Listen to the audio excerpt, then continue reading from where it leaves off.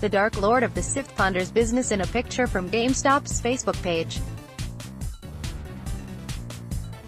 Image, GameStop. A few weeks ago, America's largest video game retail chain announced that it's going to enter the comic book business.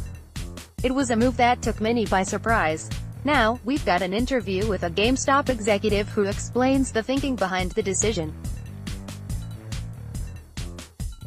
I spoke with GameStop's Director of Consumer Products Clint Walker last week over the phone, where he told me that the decision was based on the types of people who frequent their stores.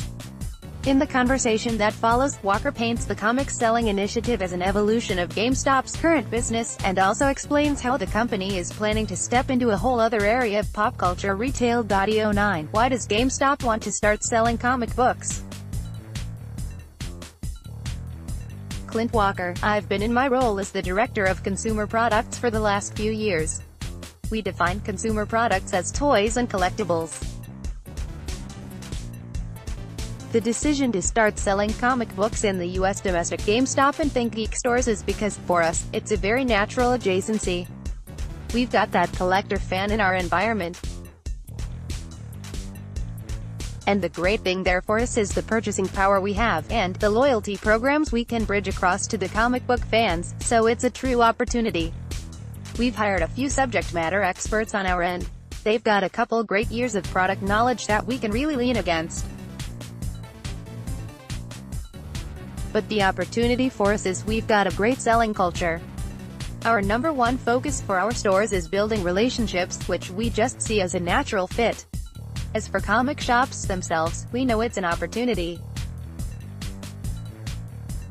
Some of our competition has gone to the wayside, like Hastings, Note, the national entertainment retail chain that filed for bankruptcy in 2016, or some of the other, smaller operations.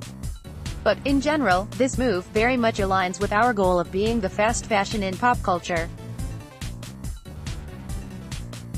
There's just a tremendous opportunity as we continue to grow our partnerships with Marvel and DC and some of the anime properties we've been introducing. Talk to me about those relationships with Marvel, DC, and the other publishers.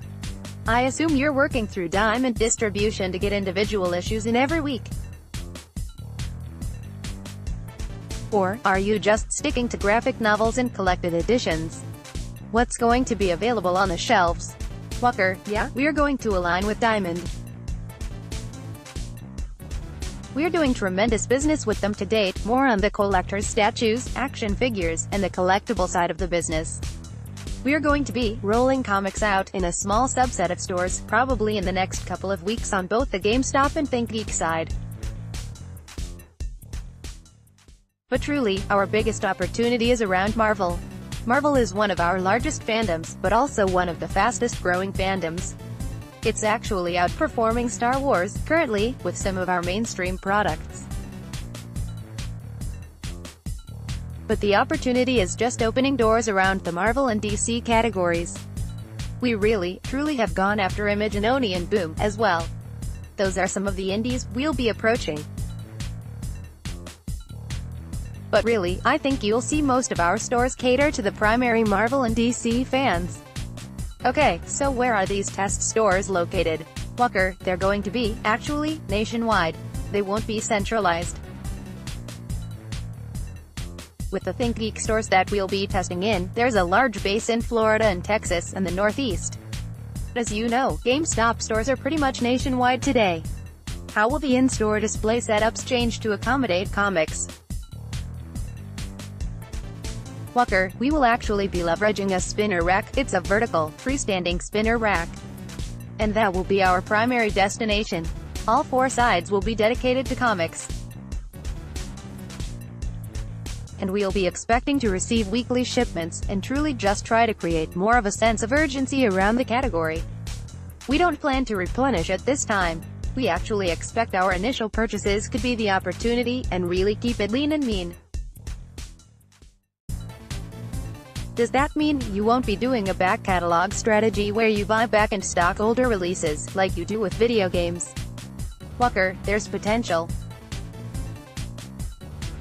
But I think for the most part, we understand that the comic customer can be extremely generous but also a little harsh in terms of the in-store environment. So we'll be looking at those types of opportunities, but on the initial go, it'll most likely be newly released product.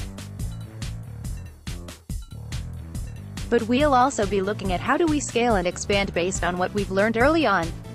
For video games, GameStop tends to work on exclusive bundles with hardware manufacturers like Sony and Microsoft and Nintendo. Do you see any kind of similar packaging programs as opportunities you might pursue with comics publishers moving forward? Walker, you know what, you bring up an interesting point. So, we have had comics in our environment around certain titles. Injustice 2 last year, I know we actually leveraged our relationship with WB around the launch of the game to give some promotional gifts in our stores. I'll give you another example. This year, Spider-Man is coming from Insomniac Games for PlayStation. Now that we're kind of in the role of a pop culture business, it's really about expanding opportunities across all the categories that we manage,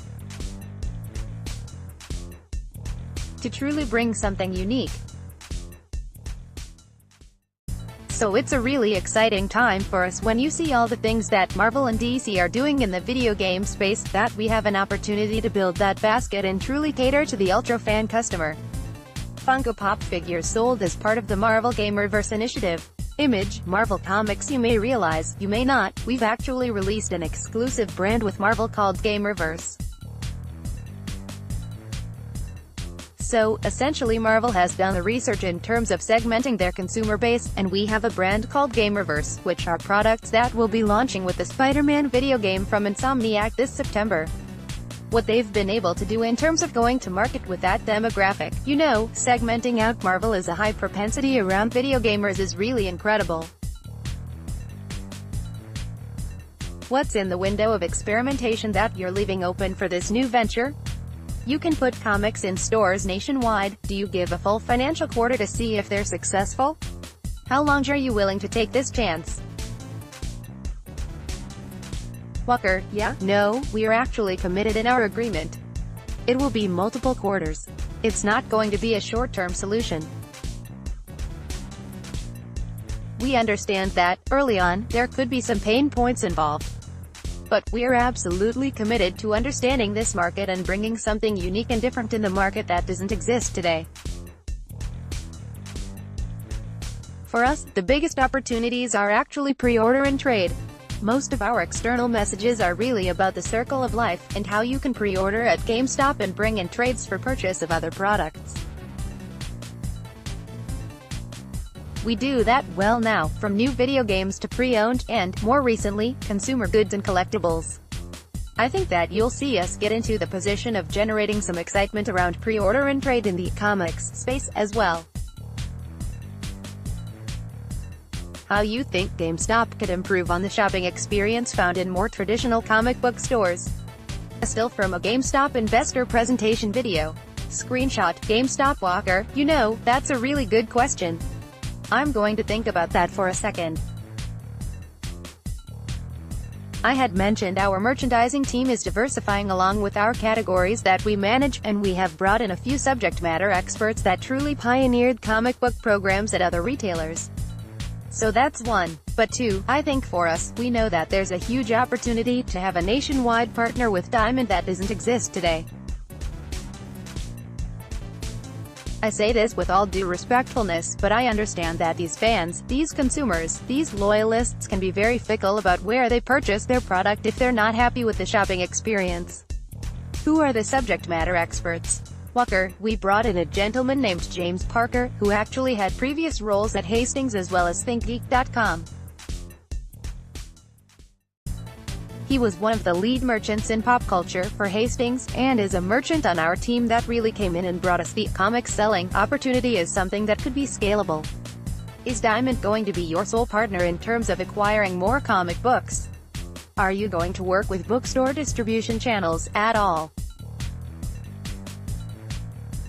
Walker, I think we'll expand, but early on, Diamond is our primary partner.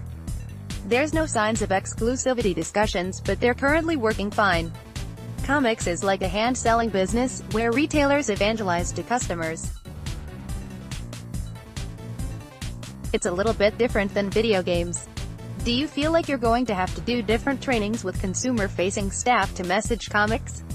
How do you plan to train up staff to service that different market? Walker: well, our primary communications vehicle will be our Power Up Rewards program. You know, it's one of the largest loyalty member databases in the US for any retailer, and I think that's where we're able to also segment our loyalty programs to define who is purchasing what products from us. As an example, we've been able to pull together the Funko Insider Club, which actually targets to that demographic first. Or on our Pokémon side of the business, we've done tremendous business with Pokémon on the video game side, but we're able to sell Pokémon Center products through our Pokémon loyalty database as well. So I think that's where we'll start to understand who's exactly shopping in our environment, but you're right, there's a difference. The key element here is our associates, and we actually know that our associates are one of our greatest assets. So there's a huge opportunity to build that trust and reliability and feedback that the fans are looking for in terms of that tribal knowledge. News is breaking about GameStop looking to be acquired. Does this change the mindset you guys have toward selling comics? PR spokesperson: Evan: we can't touch that.